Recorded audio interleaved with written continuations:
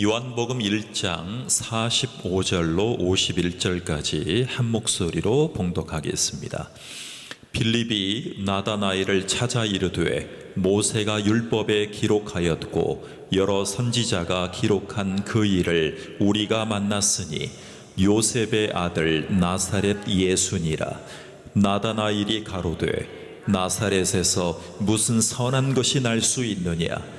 빌립이 가로되 와 보라 하니라.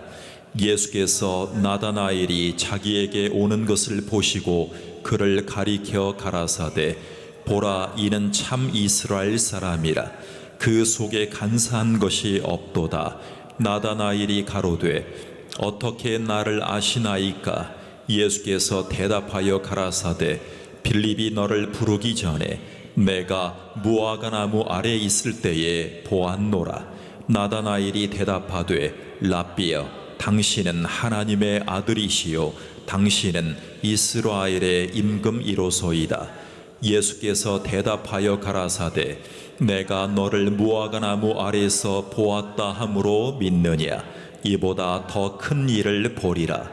또 가라사대 진실로 진실로 너희에게 이르노니 하늘이 열리고 하나님의 사자들이 오르락 내리락 하는 것을 보리라 하시니라. 아멘. 믿느냐? 이보다 더 큰 일을 보리라 라고 칭찬해 주셨습니다. 새해가 밝았습니다. God bless you 이런 우리 덕담이 전 세계에서 울려 퍼지고 있습니다. God bless you. 하나님이 당신을 축복해 주시기를 원합니다. 새해를 맞이한 우리의 삶이 아름답게 변해지면 얼마나 좋을까요? 좋은 일이 많이 생기는 삶의 개혁이 일어나면 얼마나 좋을까요? 사실 그제 죽음을 맞이한 베네딕토 16세를 기억하십니까? 그는 상당히 인기를 누렸던 이전 교황입니다. 베드로를 일대 교황으로 추대한 이후에 265번째 교황의 이름으로 우리에게 익숙한 사람이었습니다. 그런데 이 사람의 어릴 때를 살펴보니까 웃지 못할 해프닝이 있었습니다. 어릴 때는 자기도 할 수 없이 나치 독일의 히틀러 소년단에 강제로 징병됩니다. 그리고 그 어렸을 때 서방의 보이스카우트처럼 히틀러에게 강제로 학생 소년단이 되었다라고 얘기를 합니다. 흑역사죠. 인생이 기구했던 베네딕토 16세 이전 교황은 흡사 북한 땅에 태어난다면 아버지를 따라 대륙간 탄도미사일 부대에 강제로 홍보 소년단에 강제 징집당하는 형국이라고도 생각해 볼 수 있겠습니다. 어렸을 때 이름은 요제프 라팅거라는 이름이었습니다. 이 사람이요. 그런데 어린 시절을 보낸 이 베네딕토 16세 교황은 20세기의 카톨릭이 낳은 최고의 카톨릭 신학자의 반열에 오르게 됩니다. 그리고 신앙의 수호에 매진하면서 생전에 교황직을 사임하는 강수를 두게 됩니다. 아시다시피 두 교황이라는 영화의 주인공으로도 나타났던 인물입니다. 천국의 열쇠를 쥐고 있다는 이 교황직의 권위를 내려놓게 된 원인이 뭐였을까?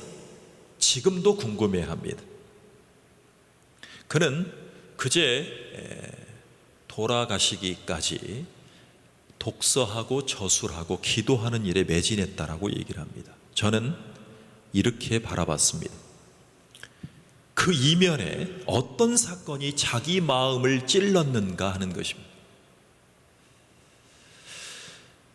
교황이 돼서 생전에 죽기 전에 사임한 경우는 역사상 단 2번뿐이라고 얘기를 합니다. 근데 그 한 번을 이 사람이 불명예를 갖게 됩니다. 물론 어제 돌아가시기까지 그 기간 동안 존경을 받은 부분도 있었지만 어떤 마음이 그의 마음을 변화시켰을 것인가? 어떤 마음이 사임을 하게끔, 잦은 사임을 하게끔 했는가? 상당히 궁금합니다. 우리는 506년 전에 교회의 머리로 간주하면서 복종해왔던, 교황에 대한 복종을 해왔던 마틴 루터라는 신학자가 양심 고백을 합니다. 그리고 성경을 바로 보게 됩니다. 그리고 그 당시에 가톨릭의 성직 매매로 죄를 사함받았다라고 막 광고하고 홍보하면서 구원을 남발했던 그 당시에 마음에 찔림이 있었던 루터 때문에 하나님이 그 마음을 주셨어. 죄사함이 사람들에게로부터 결정되고 구원이 그 삶에 덧입혀지는 무슨 보너스 같은 삶을 제공했던, 가톨릭의 반기를 들었던 루터, 이 사람도 교수였습니다. 그래서 루터는 그 세태 속에서 오직 십자가의 복음, 오직 예수 그리스도의 십자가의 신앙만이 인간의 구원을 가능하게 해준다. 교황이 지시해서 구원을 얻게 해주는 것이 아니다. 그래서 오직 믿음을 다시 전하기 시작합니다. 그래서 오직 성경으로, 솔라 스크립툴라, 오직 믿음으로 구원받는다. 여러분, 이 복음이 유럽을 거칩니다. 그리고 미국을 갑니다. 퓨리탄들이 미국에 갑니다. 그리고 전 세계에 십자가의 복음이 전해집니다. 제가 앞으로 유럽에 하나님이 쓰셨던 설교자, 종교개혁자들을 발자취를 밟는 여행을 지금 계획하고 있는데 언젠가는 가게 될 것입니다. 유럽을 거쳐서 그 믿음이 전해졌던, 여러분 사실은 이 교황직의 믿음의 회의 때문에 일어난 개혁적인 믿음이라는 걸 아십니까? 새해가 되었습니다. 우리의 삶에 얼마나 개혁적인 축복이 임할 것인가. 여러분, 성경은 두 가지의 약속으로 이루어져 있습니다. 구약 성경과 신약 성경. 그런데 새로운 언약인 신약 시대가 펼쳐졌습니다. 여러분, 구약에 살고 있었던 사람은요, 예수님의 오심으로 인해서 새로운 언약의 선포가 이루어집니다. 그러니까 새 시대가 시작되었다는 것입니다. 구원받지 못했던 내가 내 삶의 새로운 시대가 시작된 것을 내 인생의 신약이라고 할 수 있습니다. 예수님이 오신 것은 새로운 언약을 바라보게 했습니다. 그래서 예수님과 함께 했던 제자들이 구약 시대에 살고 있었지만 예수님을 만남으로 인해서 신약의 새로운 시대를 맞이하게 되었습니다. 여러분, 예수님이 오신 후에 우리는 2023년을 흐르고 있습니다. 그런데 과연 예수님이 누구인지를 성경적으로 인지하지 못한다면 우리는 아직도 구약 시대를 살아가고 있고 우리의 삶에 큰 새로운 개혁적인 새로운 시대의 축복을 소원할 수 없을 것입니다. 그래서 우리는 밝아온 이 새 시대의 삶에서 새로운 시대의 환상을 봐야 됩니다. 그런데 환상은 어떤 신비적인 것을 얘기하는 것이 아니라 예수님을 만났던 사람이 예수님 안에서 봤던 예수님의 말씀이 환상입니다. 그래서 예수님이 내 안에 누구인가를 발견하는 것이 중요한 시대가 되었습니다. 여러분, 어떻게 예수님을 만나고 제자가 된 한 사람이 어떻게 새 시대의 환상을 발견할 수 있었을까요? 그가 바로 오늘 나오는 나다나엘입니다. 나타나엘. 여러분, 우리는 그를 통해서 새로운 시대가 된 오늘을 살아가고 있는 우리가 어떤 새 시대가 도래한 이 환상을 보게 될 수 있을 것입니다. 여러분은 먼저 예수님에 대해서 많은 선입견을 가지고 우리는 새해를 맞이할 수 있습니다.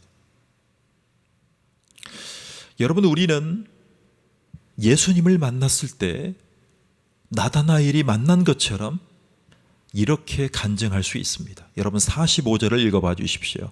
시작.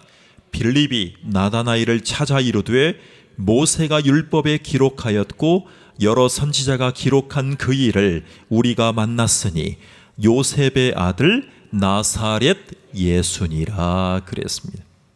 여러분, 무슨 말이에요? 구약 때의 율법에서부터 증언된 오실 메시아, 그가 바로 예수님이라는 거예요. 하나님의 아들이라는 것입니다. 그가 바로 요셉의 아들 나사렛 예수란 말입니다. 여러분, 나다나엘의 마음을 아직은 닫고 있는 그만의 선입견이 있습니다. 그가요, 깡촌 출신이라는 거예요. 나사렛 예수 출신이라는 거예요.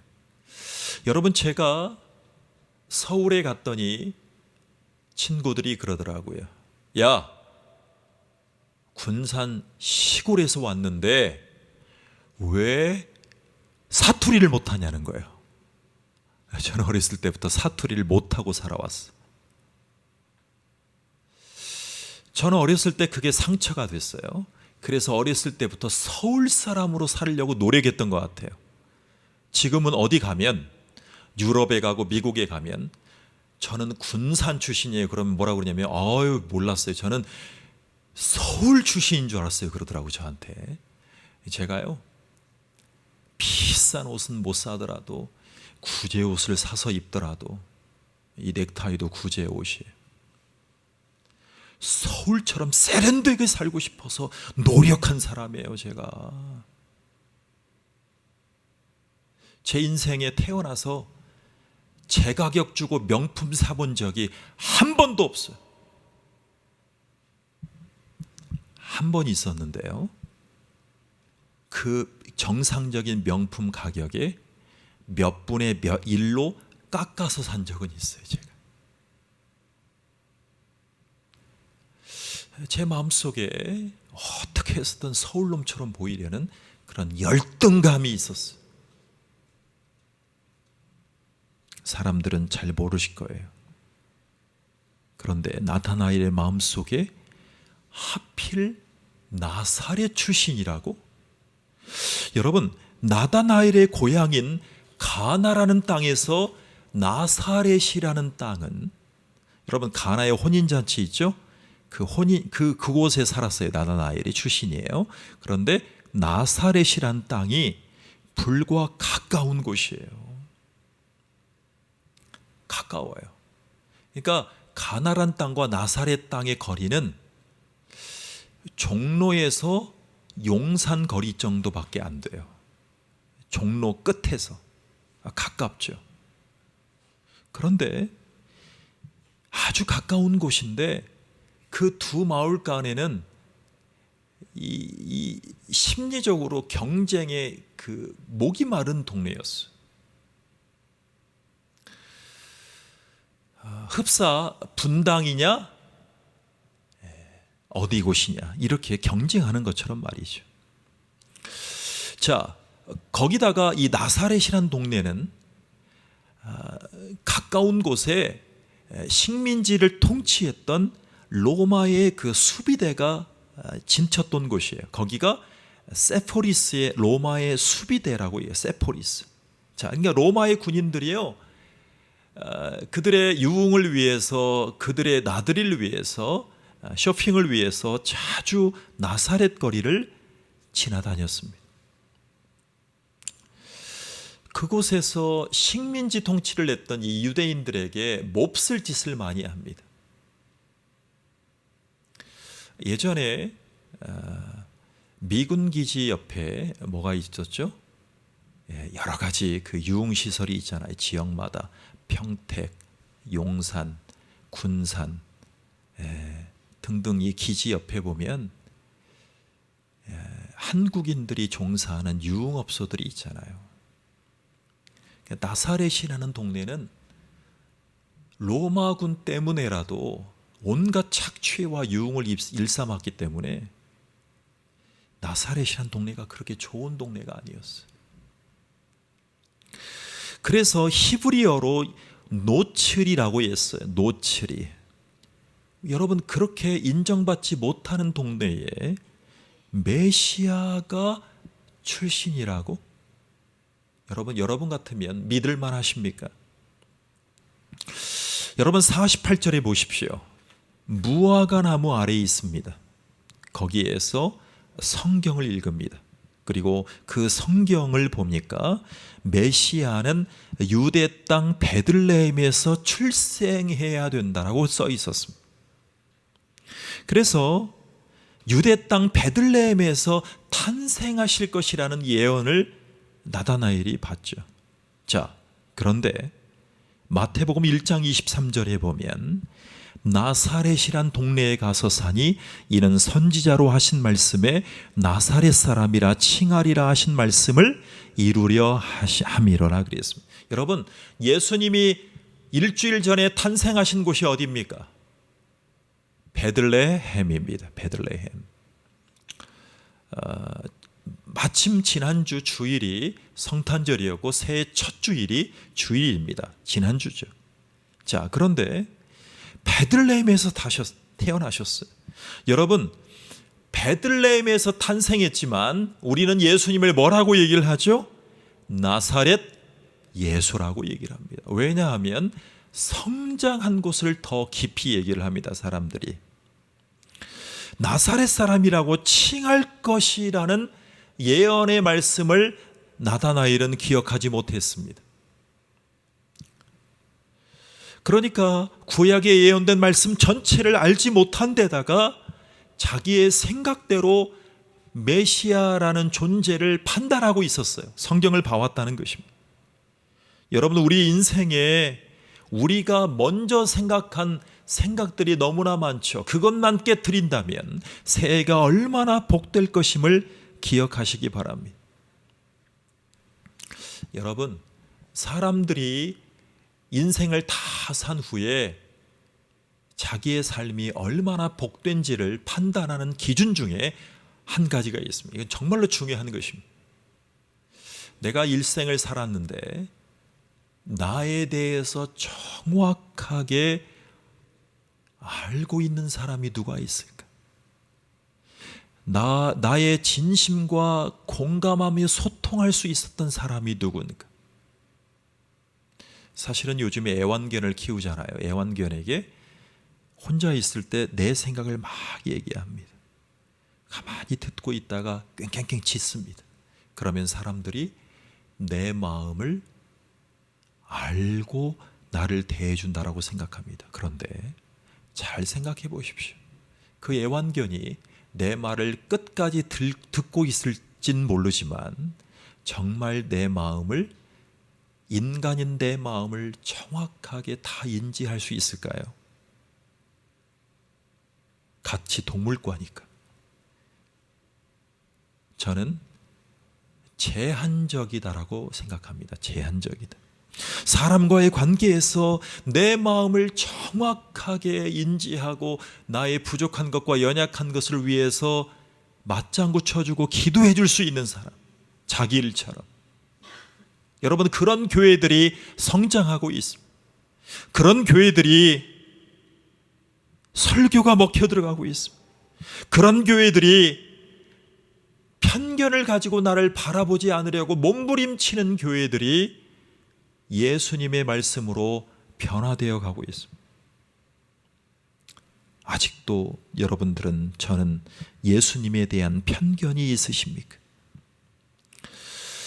편견이 있다면 그 편견을 내려놓기 위해서 우리는 성경을 봐야 되겠죠.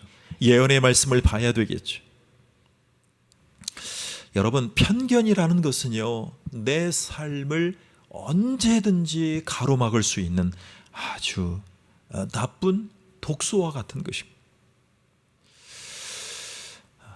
여러분, 제가요 예전에 이 몸을 비우려고 3일간 합숙한 적이 있습니다. 그거를 디톡스라고 얘기를 합니다. 디톡스. 한마디로 몸의 독소를 금식해서 독소를 빼내는 것입니다. 그리고 이 식이요법을 통해서, 그 회사에서 나오는 식이요법을 통해서 몸을 배출하는 시간을 갖습니다. 지금은 전 국민 중에 많은 사람들이 하고 있죠. 여러분, 신앙생활에 디톡스는 뭐가 필요할까요? 바로 아직도 나에게 존재하는 예수님에 대한 편견입니다. 자, 두 번째입니다. 우리는 예수님이 얼만큼 신의 모습으로 메시아로서 나에 대해서 알고 계신가를 인정할 필요가 있습니다. 자, 나다나엘이 예수님을 만납니다. 그런데 우리가 발견할 수 있는 놀라운 사실이 뭐냐면, 예수님이 나다나엘에 대해서 알고 있다는 것입니다. 여러분, 예수님에게 초청받아서 교회에 왔습니다. 나를 알고 있는 거예요. 자, 46절입니다. 시작. 나다나엘이 이르되 나사렛에서 무슨 선한 것이 날 수 있느냐? 빌립이 가로되 와서 보라 하니라 그랬습니다. 여러분, 빌립이라는 사람이 나다나엘이 직접 예수를 만나볼 것을 권해줍니다. 빌립은 인도자입니다. 전도자입니다. 우리가 전도할 때 브릿지로 예수님을 만날 수 있도록 연결해주는 복음의 전령자, 그가 바로 빌립이었습니다. 그런데 47절의 말씀을 보십시오. 자, 시작. 예수께서 나다나엘이 자기에게 오는 것을 보시고 그를 가리켜 이르시되 보라, 이는 참으로 이스라엘 사람이라. 그 속에 간사한 것이 없도다라고 했어요. 여러분, 마음에 선입견은 있어요. 어떻게 그런 동네에서 태어난 사람을 메시아라고 할 수 있나? 이 편견이 있었지만 순수했다라고 얘기를 합니다. 순수했다, 정직했다라고 얘기를 합니다. 예수님이 그를 만나자마자 칭찬해 줍니다. 여러분, 어떤 사람이 새해에 예배의 성공자, 기도응답의 성공자가 될 수 있는지 아십니까? 예수님만 바라보고 단순하고 순진하게 기도하는 사람입니다. 예수님이 그 나다나엘의 내면의 정직함을 알아보시기 시작합니다. 여러분, 순수한 사람이라는 기준이 뭘까요? 순수한 사람. 제가 지난해에 운동을 해봤습니다. 운동. 광화문에 가서 물러나라, 퇴진하라, 지지한다, 이거 운동이 아니고요, 교회들을 돕기 위한 운동을 했어요. 아무런 보직을 주지 않았어요. 서품을 받지 않았어요. 우리 교단의 4천여 교회를 위해서 정말 순진한 마음으로 아무런 기대 없이 미친 듯이 운동을 했어요. 목사님들이 그 순진함을 아시고 같이 운동을 하셨어요. 그때 제가 받은 느낌은, 하나에 미쳤을 때 뒤도 돌아보지 않고 사람의 성격과 기질을 고려하지 않고 순수하게 집중할 수 있구나. 나에게도 이러한 순수하고 순진한 순종할 수 있는 마음이 있겠구나. 제가 저를 볼 때 놀랐어요.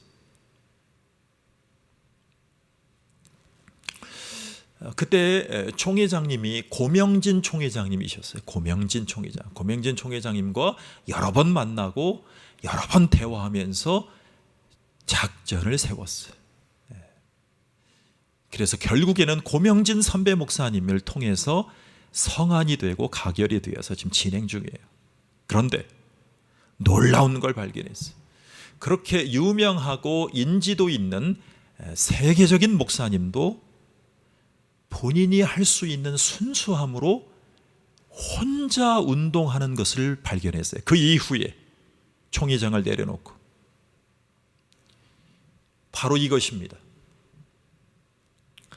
자라나는 아이들이 그 마음에 편견을 갖지 말고 예수님을 바로 바라볼 수 있는 옳은 법을 제정하자. 그래서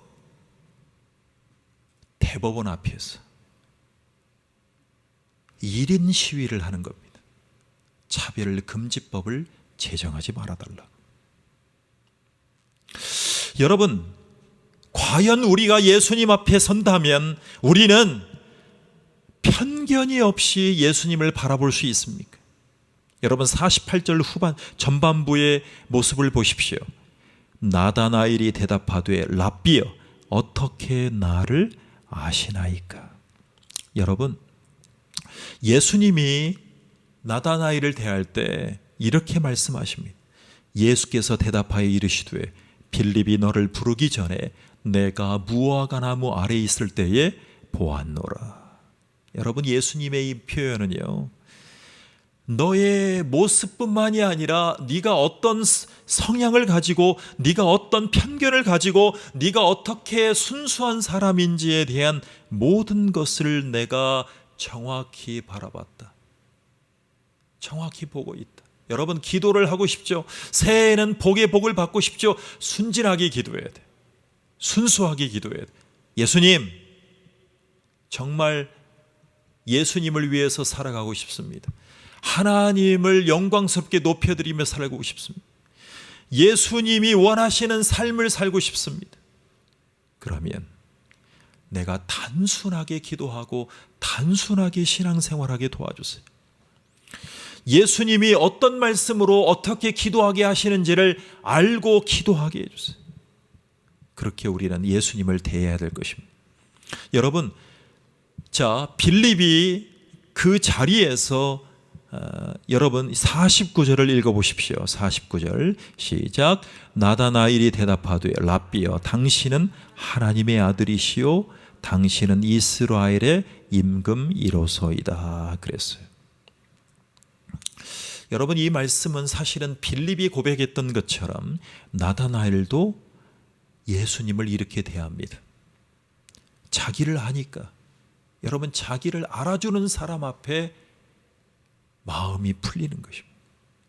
당신은 내 고백을, 내 모든 것을 아시는 분입니다. 전능하시고 전지하신 분이십니다. 그렇기 때문에 나의 왕이 되시고 나의 주인이 되실 만한 자격이 있으신 분입니다 라고 고백하는 거예요. 여러분, 기도는 뭐예요? 예수님의 모습을 인정하는 게 기도예요. 당신은 나를 아십니다. 나의 모든 것을 아십니다. 나의 모든 것을 치유하실 수 있고 나의 모든 것을 인도하실 수 있는 분입니다. 그때 예수님의 존재성을 인정하는 순간 나의 가장 중요한 스승이 되시는 것입니다. 여러분, 여기에서 머무르면 안 됩니다. 자, 예수님을 하나님의 아들로, 예수님을 하나님으로 인정했습니다. 새 역사는 시작되었습니다. 그런데 여러분, 요한복음 5장 39절을 보십시오. 자, 요한복음 5장 39절입니다. 시작. 너희가 성경에서 영생을 얻는 줄 생각하고 성경을 연구하거니와 이 성경이 곧 내게 대하여 증언하는 것이니라. 여러분, 여기에서 성경은 구약 성경을 가리켜요. 구약 성경의 모든 예언과 기록된 예고된 말씀인 말이에요. 그러니까 단순히 메시아로 오신 것이 아니라 모든 예언은 누구를 가리키고 있습니까? 예수님을 가리키고 있어요. 네가 지금 그러한 존재를 만났다는 거예요. 우리 새해의 목적은, 새해의 기도의 목적은 이 메시아이시고 구원자이신 예수님을 만나는 거예요. 자, 그래서 우리는 예수님이 하나님을 만나게 해줄 수 있는 유일한 중보자, 유일한 하나님과의 매개체가 된다는 것을 신뢰해야 됩니다. 여러분, 예수님이 나다나엘을 인제 만나셨어요. 그런데 무화과나무 그늘 아래에서 성경을 상고하고 있었던 존재라는 것을 인지하고 있어요. 예수님이 계속 그 앞에 나타났던 것이 아니에요. 예수님은 알고 계세요. 그러니까 예수님 안에는 신성이 자리 잡고 있어요. 여러분, 지금 시대는 예수님의 하나님 되심, 구원자 되심, 신적인 존재라는 것을 인정하느냐가 중요한 시대예요. 그래서 예수님은 나다나엘에게 너는 그 이상의 놀라운 일을 경험하게 될 것이다. 왜요? 나다나엘은 이제 고백해요. 성경의 모든 가리키는 것이 예수님에게 가리키고 있기 때문에 예수님을 알아야, 예수님을 만나야, 예수님을 경험해야 자기의 삶이 변화될 줄 믿고 있었던 거예요. 자, 50절의 말씀을 보십시오. 시작. 예수께서 대답하여 이르시되 내가 너를 무화과나무 아래에서 보았다 하므로 믿느냐? 이보다 더 큰 일을 보리라 그랬습니다. 여러분, 이보다 더 큰 일은 뭘까요? 자, 51절을 보십시오. 자, 오늘 본문 말씀이에요. 요한복음 1장 51절입니다. 시작. 또 이르시되 진실로 진실로 너희에게 이르노니 하늘이 열리고 하나님의 사자들이 인자 위에 오르락 내리락 하는 것을 보리라 그랬어요. 자, 여러분, 오리락 내리락 이렇게 표현했어요. 자, 창세기 28장에 보면 믿음의 조상의 한 사람으로 자리를 한 누가 나올까요? 야곱이 나오잖아요. 여러분, 야곱이 형의 장자권을 빼앗았습니다. 도망갔어.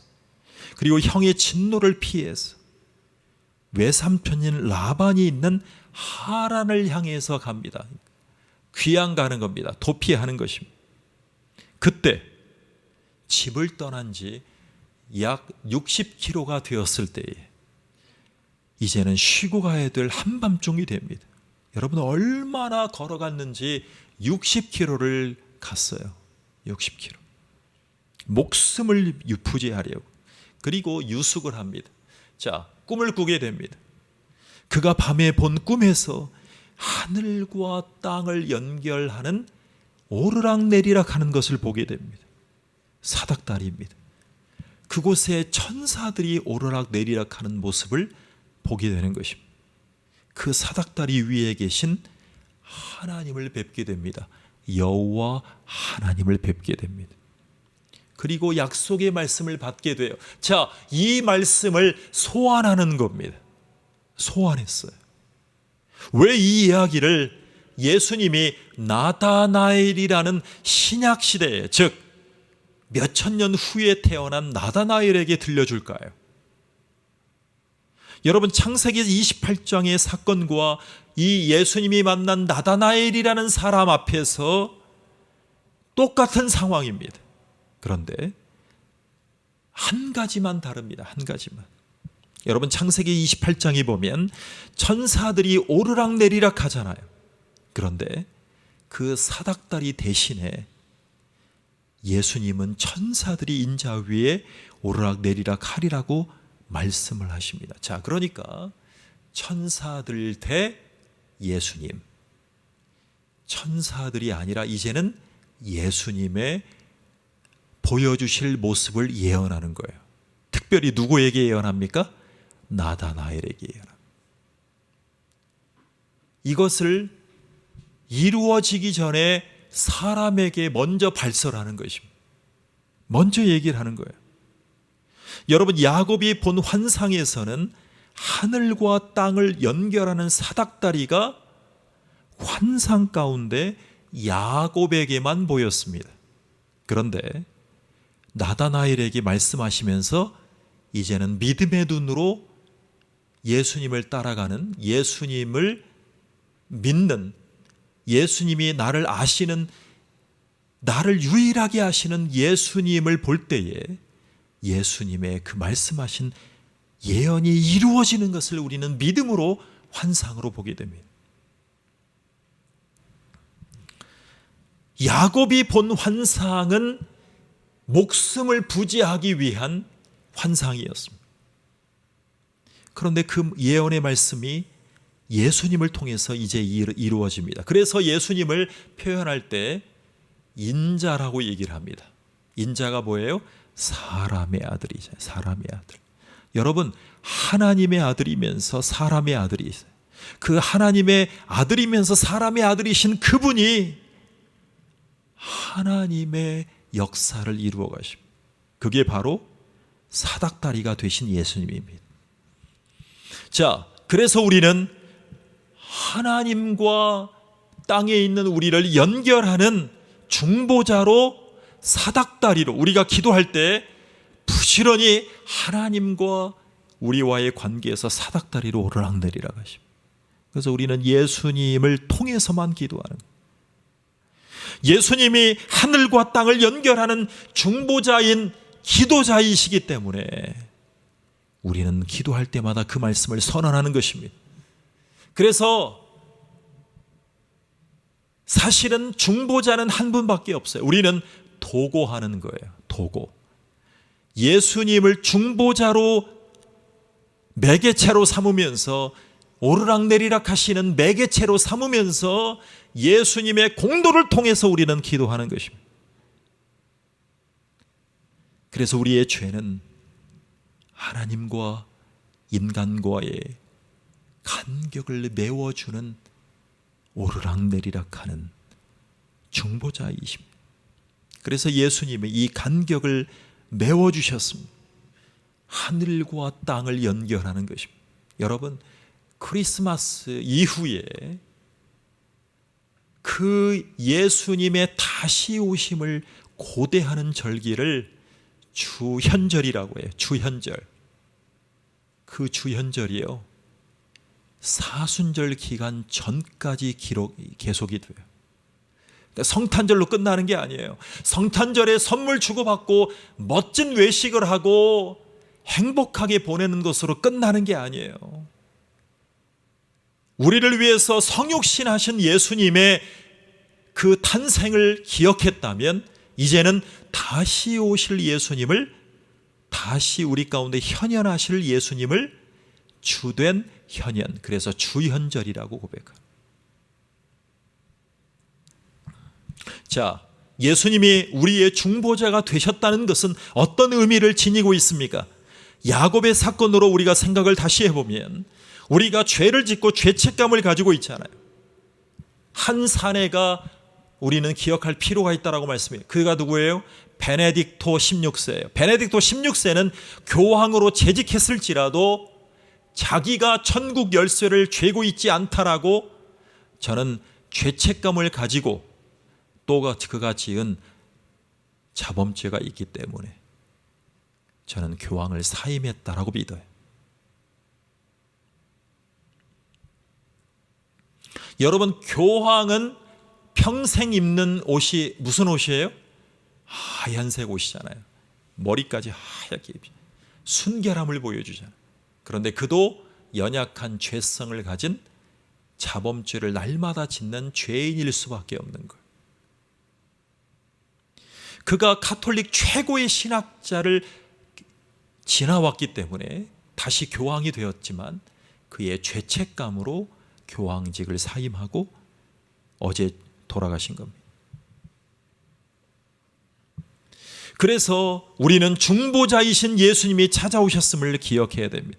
그리고 여러분, 야곱을 만나 주셨던 그가, 예수님이 부리는 천사를 통해서 그를 인도해 주시고 먹을 것 입을 것을 주셨습니다. 그리고 잠에서 이 야곱이 깨나 보니까 자기를 만나 주신 그곳을 베델이라고 했잖아요. 베델. 그러니까 하나님을 만났잖아요. 하나님을. 그래서 중보자를 경험하게 되고 야곱은 이 베델이라는 곳에서 하나님을 경험하게 돼. 중보자를 경험하게 된 것입니다. 자, 야곱이 봤던 이 환상을 통해서 역사의 지평선에서 주인공이신 궁극적인 구원자를 바라보게 됩니다. 그가 바로 예수 그리스도입니다. 여러분, 옛날 언약이라고 얘기하는 그 율법을 보면 야곱에게는 소망함을 가질 수가 없었어요. 당연히 벌을 받아야 됩니다. 심판을 받아야 됩니다. 여러분, 율법 시대를 살아가고 있었던 야곱일지라도 어설프게라도, 그리고 환히 보이지 않았지만 그 메시아를 고대하면서 천사들을 바라보게 하신 하나님 아버지, 우리 그를 기억해야 됩니다. 그래서 하늘에서 땅으로 은혜의 사닥다리가 펼쳐진 것처럼 뜻밖의 은혜를 입었던 천사들의 도움을 받고 위에 계신 여호와 하나님께로 나아가서 경배했던 그 야곱처럼 우리는 나다나엘이었던 우리를 만나주신 예수님을 기억할 필요가 있습니다. 여러분, 우리가 창세기 28장을 읽고 중보자 예수님을 바라봤던 나다나엘을 기억하면서 우리는 이 찬양을 부를 수 있습니다. 내 주를 가까이 하게 함은 십자가 짐 같은 고생이나 내 일생 소원은 늘 찬송하면서 주께 더 나가기 원합니다. 내 고생하는 것 옛 야곱이 돌베개 베고 잠 갔습니다. 꿈에도 소원이 늘 찬송하면서 주께 더 나가기 원합니다. 천성에 가는 길 험하여도 생명길 되나니 은혜로다. 천사날 부르니 늘 찬송하면서 주께 더 나가기 원합니다. 아멘. 내 주를 가까이 하게 하는 십자가 짐 같은 고생이나 내 일생 소원은 늘 찬송하면서 주께 더 나가기 원합니다. 내 고생하는 것 옛 야곱이 돌베개 베고 잠 갔습니다. 금에도 소원이 늘 찬송하면서 주께 더 나가기 원합니다. 천성에 가는 길 험하여도 되나니 은혜로다. 천사 날부르니 늘 찬송하면서 주께 더 나가기 원합니다.